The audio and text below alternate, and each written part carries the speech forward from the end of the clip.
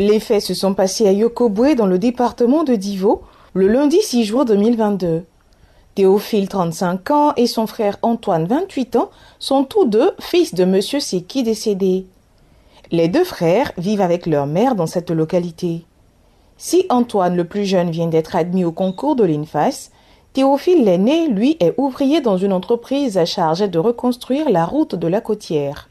Un emploi qu'il a eu par l'entremise de son petit frère. Sauf que Théophile, le grand frère, a une passion, à savoir l'alcool.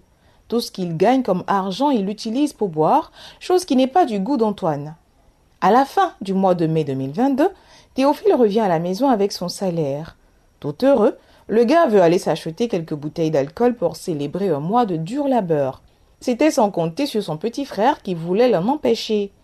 Ainsi donc, le soir des faits, au moment pour Théophile de sortir, il ne retrouve pas son argent. Il sait déjà qu'il a pris.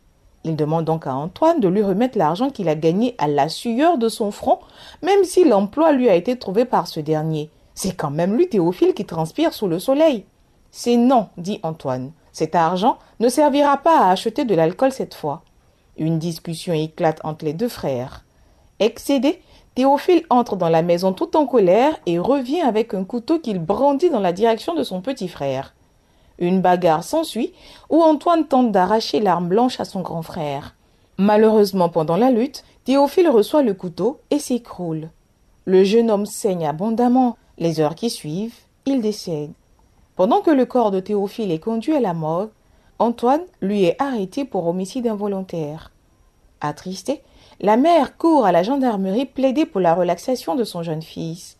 Pour elle, il est inconcevable de perdre 2 enfants le même jour. En plus, Antoine est sur le point de rentrer à l'INFAS pour sa formation. Plus tard, il pourra prendre soin de ses vieux os. Mais pour le CB, la procédure doit suivre son cours. Le jeune homme sera relaxé si après l'enquête, son innocence est prouvée.